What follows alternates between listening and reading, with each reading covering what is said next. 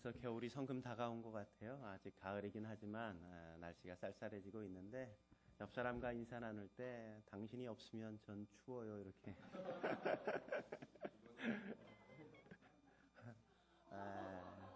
다시 한번 꼭 제 곁에 있어 주세요 이렇게 인사하겠습니다.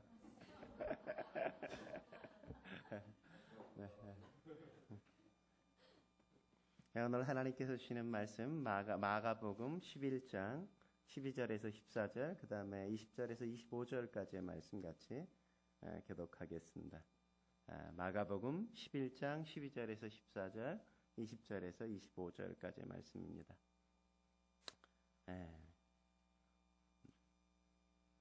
같이 교독하도록 하죠.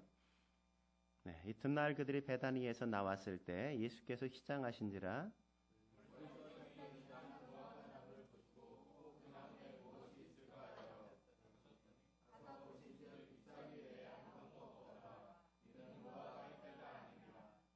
예수께서 나무에게 말씀하여 이르시되 이제부터 영원토록 사람이 내게서 열매를 따먹지 못하리라 하시니 제자들이 이를 듣더라. 20절 베드로가 생각이 나서 여짜오되 라피여 보소서 저주하신 무화과 나무가 말랐나이다.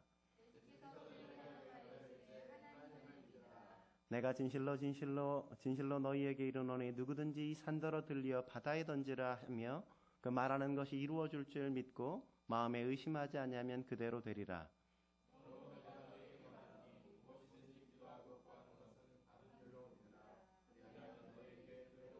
함께 읽겠습니다. 서서 기도할 때 아무에게나 혐의가 있거든 용서하라. 그리하여야 하늘에 계신 너희 아버지께서도 너희 허물을 사하여 주시리라 하시니라. 아멘. 네, 추수의 계절 가을입니다. 가을이면 떠오르는 시가 있잖아요. 우리가 늘 가을의 기도라는 김현승님의 시가 떠오르지 않습니까? 제가 한번 낭송해 드리도록 하죠. 가을에는 기도하게 하소서 낙엽들이 지는 때를 기다려 내게 주신 겸허한 모국어로 나를 채우소서. 가을에는 사랑하게 하소서 오직 한 사람을 택하게 하소서. 가장 아름다운 열매를 위하여 이 비옥한 시간을 가꾸게 하소서. 가을에는 홀로 있게 하소서. 나의 영혼 굽이치는 바다와 백합의 골짜기를 지나 마른 나뭇가지 위에 다다른 까마귀 같이. 가을이 아름다운 이유가 무엇일까요? 가을이 아름다운 이유 무엇이라고 생각해요? 별로 생각 안 해봤죠? 단풍 구경 가기 때문이 아니라 가을이 아름다운 이유는 열매가 있기 때문 아니겠어요? 열매가 있기 때문에. 저도 이번 가을이기 때문에 덕을 좀 봤어요. 지난주에 어느 집사님이 연락해서 문자를 보냈어요. 쌀을 부모님이 주셨는데 목사님 거 챙겨주셨어요. 가져가세요. 이렇게 문자가 왔어요. 그래서 쌀을 가지고 왔어요. 여러분들이 식사하고 있는 그 쌀 가운데 그 쌀이 섞여 있는 햅쌀이라는 거 아십니까? 햅쌀을 이렇게 한 20kg인가 30kg 정도 이렇게 보내주셨어요. 얼마나 감사한지. 이번 주엔 또 어느 분이 이렇게 연락하셔서 감을 제가 대봉씨를 좋아하는데 대봉씨를 15kg나 이렇게 보내주셨어요. 대봉씨가 익을 때 오는 분이 먹을 수 있는 거예요. 아무 때나 오면 먹을 수 없어요. 제가 교회에다 놨어요. 집에 안 가져갔어요. 진선이가 다 뺏어 먹을까봐 집에 둘 수가 없어요. 그래서 교회에다 뒀습니다. 저는 혼자 먹진 않겠습니다. 오시는 분이 먹는 거예요. 익을 때. 제 방에 지금 하나가 있고 있어요. 이렇게. 그래서 익을 때 오는 분이 먹는 거예요. 익을 때. 가을에 넉넉한 가을의 풍요로운 열매들 그것들을 더불어 함께 나누고 누군가에게 베풀 수 있는 그 넉넉함이 우리의 마음속에 주어진다는 것 그것이 가을을 아름답게 하는 게 아닌가 하는 생각을 해봅니다. 저희 어머니께서도 지난주에 이렇게 전화가 몇 통 오셨어요. 그래서 연락이 왔는데 옆에 가게 이제 큰 식당이 있는데 식당에서 김장을 담그는데 그 무시래기가 이렇게 많이 나서 우리 교회가 생각이 나서 교회는 못 오시고 계시지만 시래기를 얻어놨다고 가져가라고. 시래기를 제가 이틀이나 가서 실어 왔다는 거 아니에요? 이틀이나. 그래서 제가 어디다 널어야 되나 그러다가 그냥 난간에다가 계단 올라가는 난간에다가 다 지금 널어놨어요. 지금 다. 여러분들 먹여 살리기가 보통 힘든 게 아니에요. 보통 힘든 게. 여러분까지 어떻게 잘 먹어볼까 이렇게 부단히 노력하고 애쓰고 있어요. 사랑하는 성도 여러분, 여러분은 이 가을에 열매를 맺고 계십니까? 예수님은 이렇게 말씀하셨죠. 그들의 열매로 그들을 알리라. 우리를 바라보실 때 우리가 맺는 열매로 우리가 어떤 존재인지를 확인하시겠다고 말씀해 주셨단 말이죠. 예수님께서 이렇게 말씀하시지 않았습니다. 그들의 꽃으로 그들을 알리라 이렇게 말씀하지 않았단 말이죠. 그들의 열매로 그들을 알리라 이렇게 말씀하셨다는 사실을 우리는 의미 있게 기억해야만 된단 말이죠. 꽃이 필요 없다는 게 아니죠. 꽃도 필요하죠. 꽃은 아름답습니다. 꽃은 향기가 있어요. 그러나 열매엔 생명이 있단 말이죠. 오늘이 그것을 우리가 먹으면 그것이 우리의 에너지가 되어질 뿐만 아니라 그 열매로 내일을 또다시 기약할 수 있는 꿈이 있고 희망이 있는 것, 그 안에 작은 씨앗을 품어서 다음 내년을 기대하고 소망할 수 있는 그 씨앗이 그 열매 가운데 속해 있기 때문에 그런 것 아니겠어요? 주님께서 뭐라고 말씀하셨어요? 제자들에게도 말씀하실 때 이렇게 말씀하셨습니다. 너희가 나를 택한 것이 아니요 내가 너희를 택하였나니 세웠나니 이는 너희로 가서 과실을 많이 맺게 하고. 우리를 택하신 이유가 무엇 때문이라고요? 우리를 통해서 열매를 보기를 원하시고 기대하시기 때문이라고 주님께서는 말씀하셨단 말이죠. 오늘 본문엔 무화과 나무가 등장하죠. 사실 이 무화과 나무는 이스라엘을 상징하는 상징성을 가진 나무란 말이죠. 예수님은 종료주의를 지나고 이제 십자가를 향해 가셨어요. 5일 남겨두신 날이었습니다.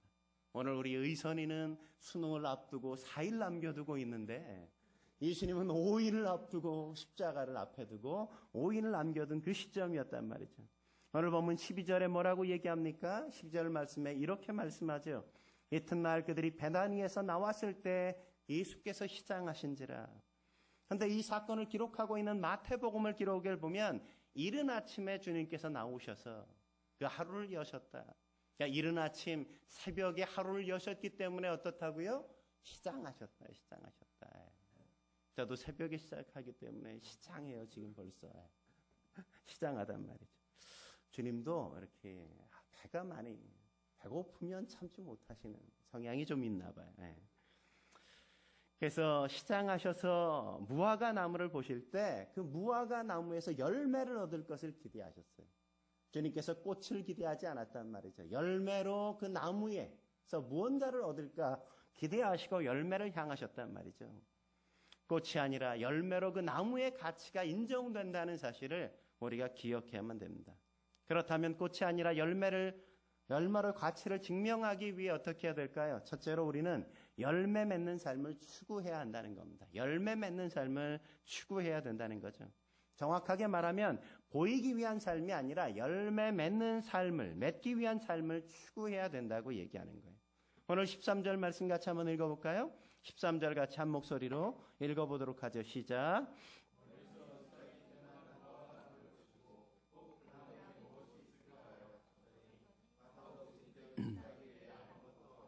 이는 무화과의 때가 아님이라. 그러니까 사실 무화과는 뽕나무과에 속하는 낙엽 관목이라고 합니다. 근데 이 무화과가 왜 무화과인지 아세요? 이 무화과가 왜 무화과인지 아세요? 흔히들 무화과 그러면 뭐 생각해요? 저는 그냥 무화과 그러면 별 생각 없었어요. 아무 생각 안 하고 그냥 무화과 나무는 무화과 나무인가 보다 이렇게 생각했는데 한문으로 뜻풀이를 하면 뭐라고요? 우리? 꽃이 없는 열매, 꽃이 없는 열매 이런 의미가 그 안에 있단 말이죠. 그러니까 우리가 흔히 생각할 때 무화과 그러면 꽃을 피지 않고 그냥 열매를 맺는 나무 이렇게 우리가 생각하는데 사실 무화과는 꽃이 없는 게 아니에요. 꽃이 없는 게 아니에요. 실제로 꽃을 갖고 있단 말이죠. 그래서 사실 무화과라고 부르면 안 되고 은화과, 꽃을 숨긴 나무 열매 이렇게 얘기해야 정상적으로 맞는 겁니다. 사실 무화과는 꽃이 필 무렵에 꽃 받침과 꽃 자루에 길쭉한 주머니처럼 이렇게 만들어져서 그게 굵어지면서 수많은 작은 끝을 그 안으로 이렇게 끌어들인단 말이죠. 그래서 사진을 띄워보면 그 안에 열매 안에 꽃술이 그 가득한 걸 우리가 확인해 볼 수 있어요. 그러니까 꽃이 없는 게 아니라 꽃을 이렇게 감싸고 안에 담아 두어서 그 안에 열매 안에 꽃을 담고 있는 게 무화과, 은화과라고 우리가 이야기할 수 있는 겁니다. 그래서 무화과는 일반 나비나 벌 같은 게 들어가서 꽃을 이렇게 가루를 묻혀주는 게 아니라 무화과 전용 곤충인 무화과 존벌이라는 벌이 있어서 그것을 통해서 이렇게 암수가 이렇게 같이 만나게 되는 일들이 수정되어지는 일들이 그 안에 있다 그래요. 그러니까 무화과라고 할 게 아니라 정확히 표현하면 은화가 꽃을 숨긴 열매 이렇게 표현해야 정상적이란 말이죠. 그러니까 예수님이 왜 이 무화과를 통해서 이스라엘 백성을 상징하는 거로 얘기하셨을까요? 상징성 있는 메시지를 담겨주신 이유가 뭘까요?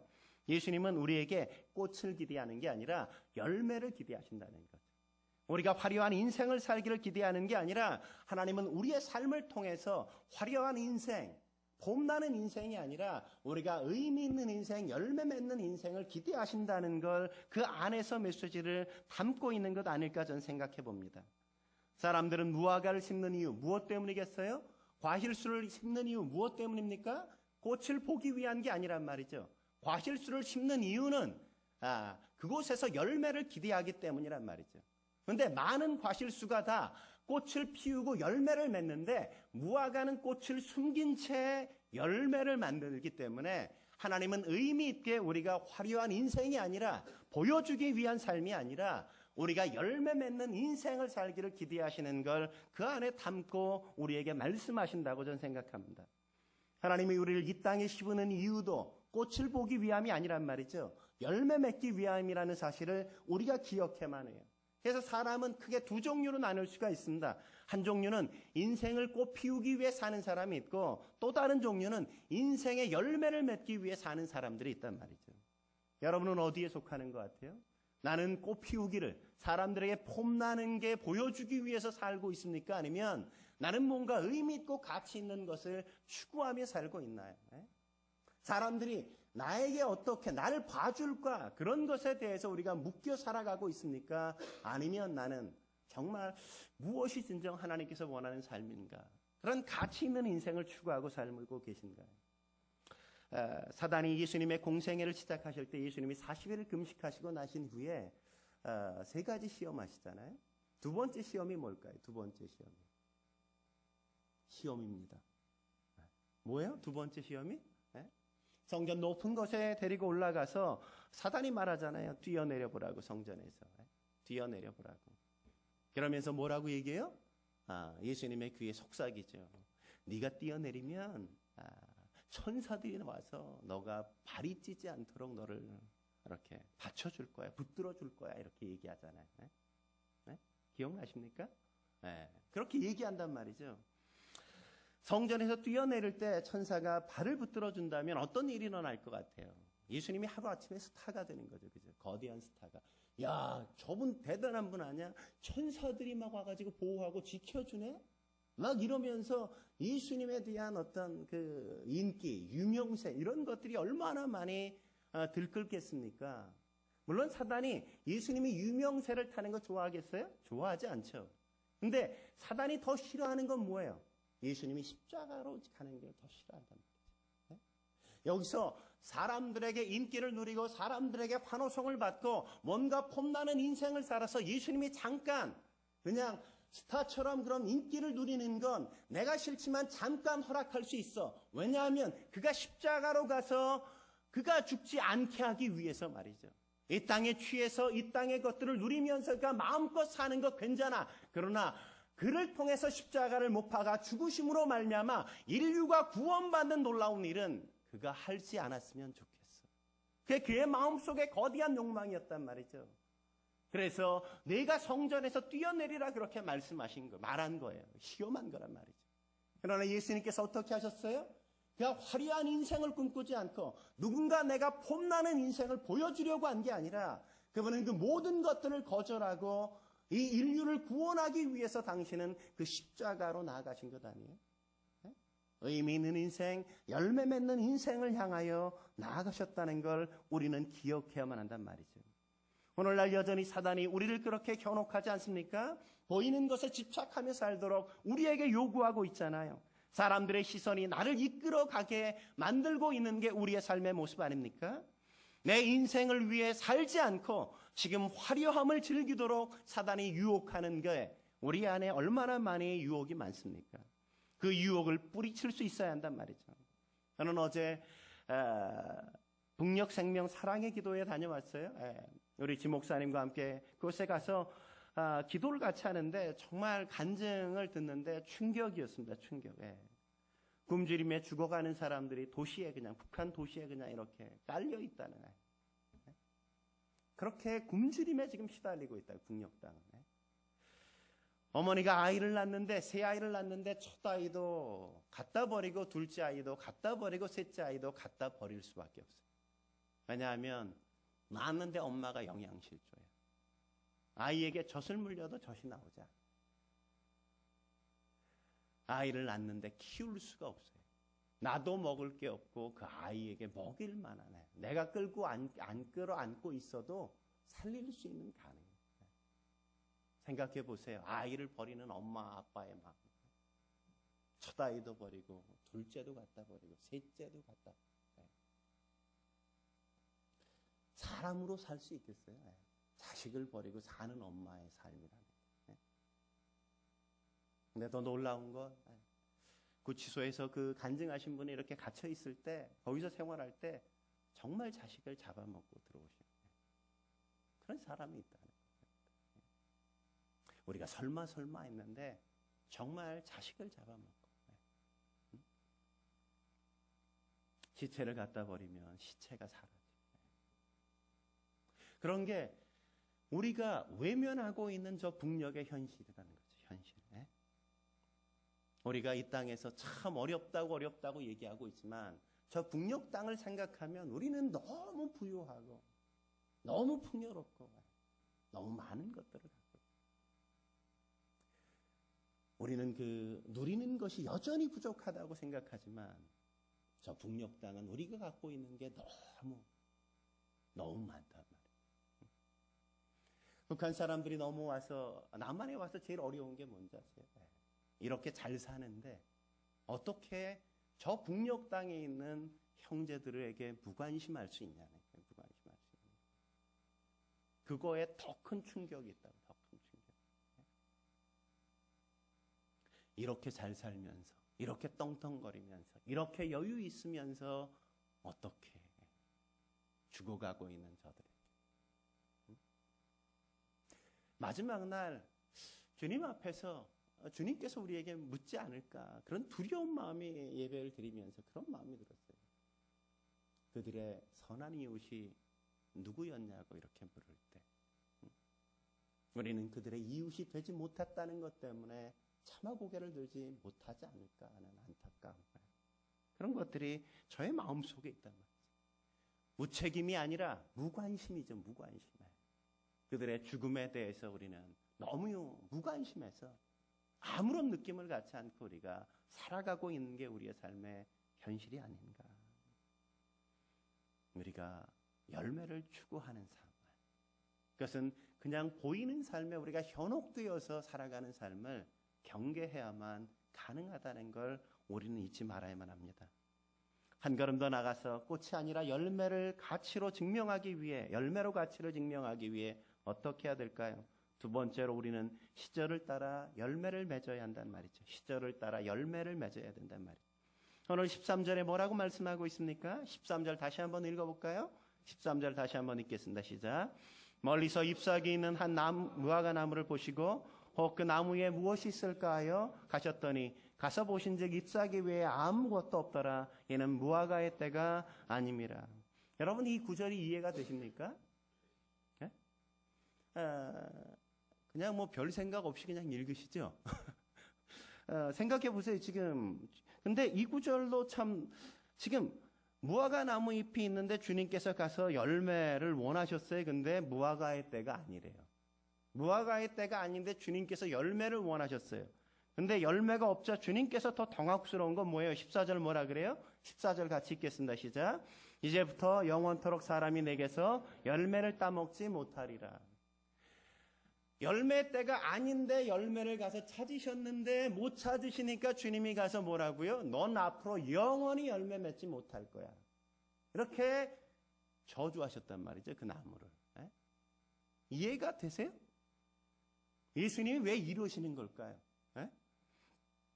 사실 이게 이해가 안 돼서 영국의 유명한 철학자인 버트란트 러셀은 그의 책 나는 왜 기독교인이 아닌가라는 책에서 이 본문을 예를 들면서 예수님 역시도 가끔은 상식적이지 않았고 합리적이지 않았던 삶을 사셨다 이렇게 그는 그의 책에서 기록하고 있단 말이죠. 성경 해석자들도 이 구절을 해석하는 걸 좀 어려워했단 말이죠. 두 가지 잘못된 해석을 그래서 사람들이 많이 했어요. 하나는 뭐냐면 예수님이 너무 배가 고파서 홧김에 너무 배가 고픈 나머지 화가 나서 그냥 저주해버렸다. 저처럼 배가 고프면 막 식은땀이 막 나고 온몸에 땀이 저희가 쫙 옷이 다 젖거든요. 배가 고프면 점심 12시 딱 넘어가면 바로 안 먹으면 가끔 그분이 오세요. 허기의 영이 임하셔서 저를 막 그럼 정신이 하나도 없어요. 막 뭐래도 집어넣어야 돼. 마치 예수님도 저와 비슷해서 그래가지고 화가 난 거예요. 달려가서 먹으려고 따려고 그랬는데 열매가 없어. 이러면서. 그래서 그랬다. 이렇게 해석하는 분들이 있어요. 또 다른 하나는 예수님이 이제 5일 남았잖아요. 십자가가. 그러니까 예수님이 십자가의 죽음을 앞두고 순간적으로 이성을 상실하셔서 신경질적으로 화가 나시니까 그냥 저주해버렸다. 이렇게.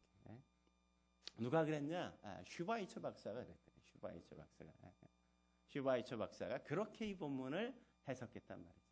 주님도 십자가에 달릴 걸 생각하니까 인간적으로 너무 고통스러우니까 그것 때문에 너무 스트레스를 받아서 열매가 없자 신경질적인 반응으로 저주하셨다 이렇게 얘기했단 말이죠. 근데 정말 그랬을까? 그게 아니죠, 사실은. 우리가 이 구절을 정확하게 이해하려면 이스라엘 문화 기후를 우리가 잘 알 필요가 있습니다.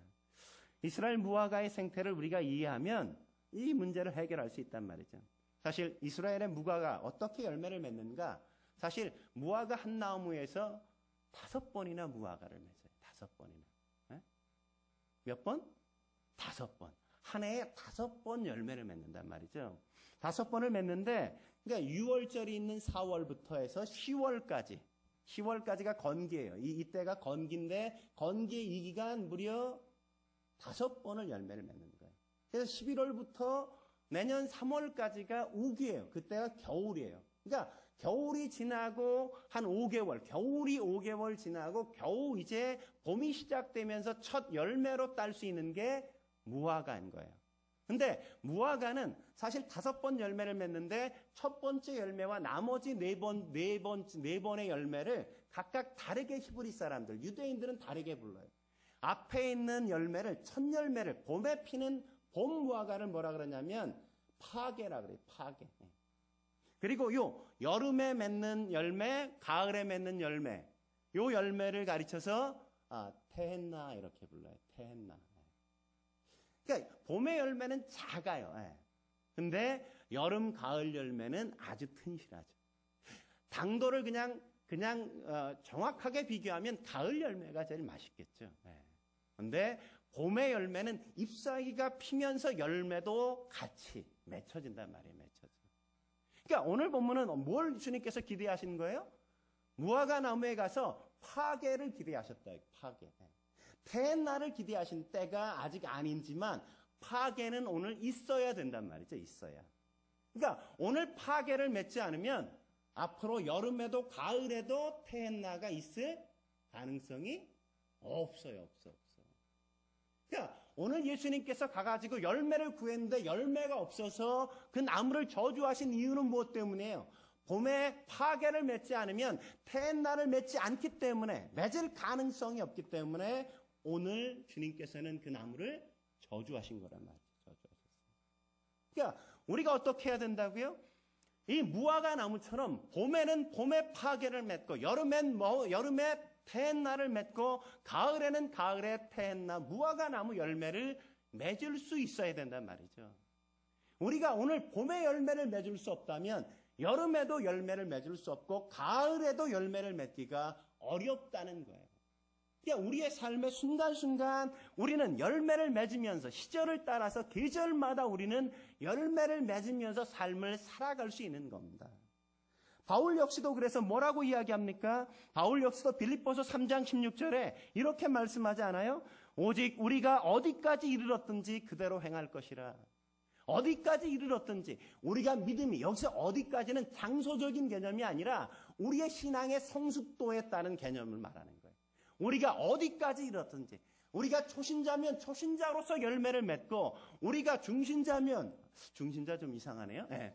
중신자면 그 정도의 중학생 같은 열매를 맺고 우리가 고딩이면 고등학교에 맞는 열매를 맺고 우리가 성숙한 성인이면 성인다운 열매를 맺으면서 우리가 살아가야 된다는 거죠. 열매 없는 인생, 열매를 맺지 못하는 인생은 없어요. 누가 제일 전도를 잘하겠습니까? 초신자가 제일 전도를 잘해요. 왜요? 그의 주변은 다 안 믿는 사람이니까. 누가 제일 전도를 못할까요? 이렇게 목사 같은 사람은 제일 어려워요. 왜? 다 성도밖에 모르니까. 그러니까 각 시절을 따라서 열매를 맺을 수 있는 부분이 없는 존재는 없다. 다 각자 주어진 영역과 역할에서 다 열매를 맺을 수 있단 말이죠. 열매를. 오늘 열매를 맺을 수 없다면 내일 열매를 맺을 수 없어요. 내일 맺을 수 없다면 모레도 없어요. 오늘 주님께서 뭘 말씀하시는 거예요? 우리가 늘 열매를 맺고 의미 있는 인생을 살아갈 수 있어야 된다고 우리에게 교훈해 주신다는 걸 우리가 놓치지 말아야 된단 말이죠. 한 걸음 더 나아가서 꽃이 아니라 열매로 가치를 증명하기 위해 어떻게 해야 될까요? 세 번째, 우리는 최후 결산의 날을 준비해야만 한다는 겁니다. 마지막 결산의 날을 준비해야만 된다는 거죠. 오늘 이 무화과 나무에겐 예수님을 만난 그 시간이 최후의 심판의 시간이었다는 거 아십니까? 예수님이 이렇게 말씀하시잖아요. 14절에 보면 이제부터 영원토록 사람이 내게서 열매를 따먹지 못하리라. 그랬더니 20절 그 나무가 어떻게 됐다고 말씀하죠? 20절 같이 한번 읽어볼까요? 20절 읽겠습니다. 시작. 그들이 아침에 지나갈 때 무화과 나무가 뿌리째 마른 것을 보시고 그냥 단순히 낙엽이 나뭇잎이 낙엽으로 변했다고 얘기하지 않습니다. 그러면 나무가 뿌리가 자라서 살 수 있어요. 근데 오늘 뭐라고요? 뿌리가 말랐어요. 뿌리가 말랐으면 끝난 거예요. 끝난 거. 더 이상 기회가 없어요. 기회가. 앞으로 기회가 없단 말이죠. 기회가. 우리는 단순히 종말 이러면 심판의 마지막 날 이러면 역사적인 종말, 예수님이 재림하시는 그 종말만 생각하지만 그러나 꼭 그날만이 종말이 아니란 말이죠. 우리는 개인적인 종말도 맞이할 수 있다는 거 아십니까? 제가 지난주 금요일 날 교통사고가 났어요. 교통사고. 제가 그 사고가 좀 컸으면 여러분 보지 못할 뻔했다는 거 아세요? 보지 못할 뻔했어요. 수지의 조기에 수지구청 앞에서 뒤차가 와가지고 내 차를 받았어요. 하나님께서 긍휼히 여기사 저희 마지막 종말을 그렇게 교통사고로 끝내시지 않으셔서 오늘 여러분들을 긍휼히 여기셔서 아마 그러시지 않았나. 그래서 제가 이렇게 살았단 말이에요. 근데 사건이 조금만 커졌으면 뒤에서 조금만 세게 받았으면 아마 저는 그때 안전벨트도 안 하고 있었기 때문에 아마 큰 사고가 나서 큰일 날 뻔도 했단 말이죠. 그러니까 우리의 의사와 내 계획과 종말은 무관하게 온다는 사실을 결코 잊지 말아야 돼요. 종말은 도적같이 만다고요. 도적같이. 우리가 언제쯤 죽어야지 이러고 죽는 분 봤습니까? 그런 분은 없어요. 내가 죽어야 하지 않은 날 나는 죽지 않습니다. 내가 원하지 않는 그 시간에 죽음은 도적같이 찾아온단 말이죠. 언제 찾아올지 모르기 때문에 우리는 언제나 종말을 준비하고 살아야 된단 말이죠. 종말을 준비하고.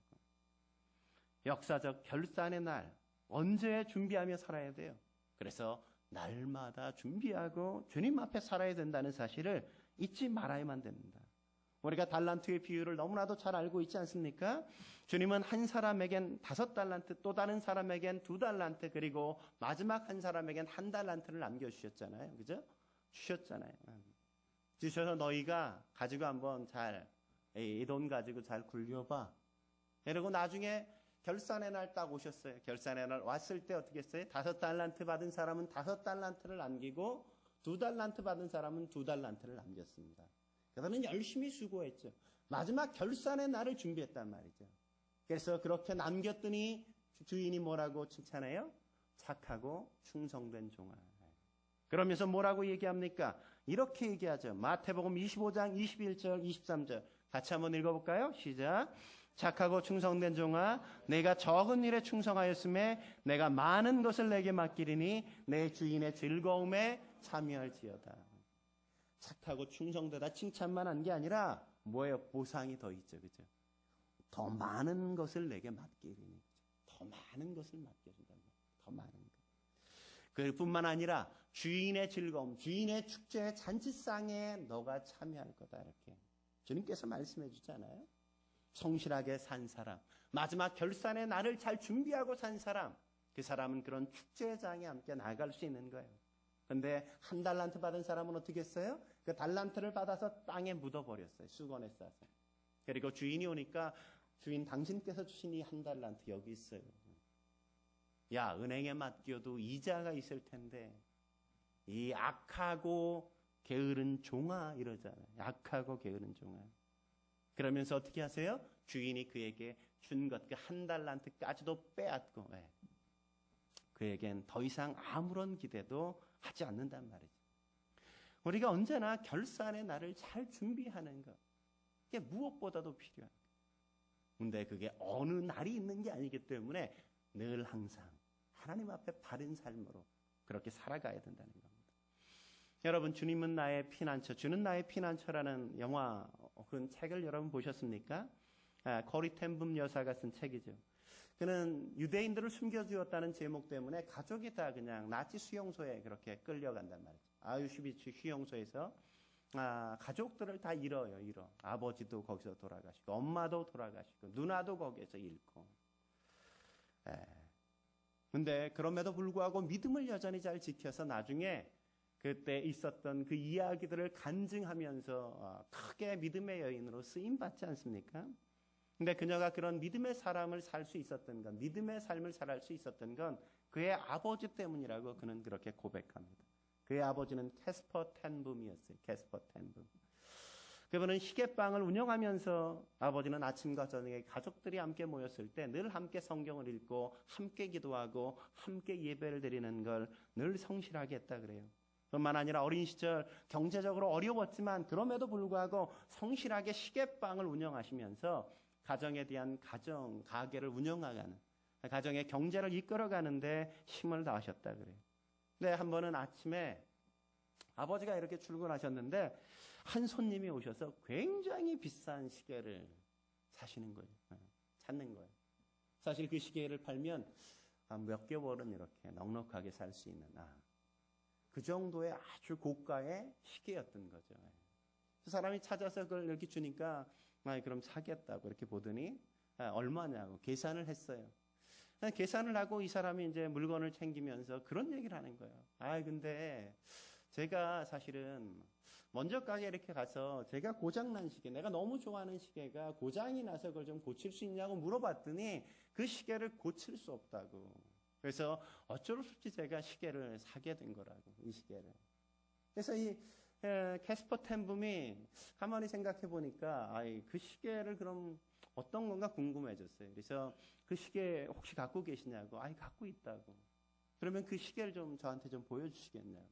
보여줬어요. 그래서 그걸 시계를 보더니 몇 개를 이렇게 만지는 거예요. 만지더니 금방 그 시계를 고쳤어요. 시계를 고쳐서 다시 돌려줄 뿐만 아니라 먼저 그 시계방에 있는 분도 아주 좋은 분이라고, 아주 실력 있는 분인데 아직 좀 젊어서 경험이 좀 부족해서 그렇다고. 아마 조금만 경험을 더 쌓으면 그분도 훌륭한 아주 시계공이 될 거라고. 그분에 대해서 칭찬도 이렇게 하는 것들을 잊지 않았어요. 그러면서 마지막으로 아버지가 받았던 그 돈을 내어드리면서 시계 이제 주시죠. 제 시계.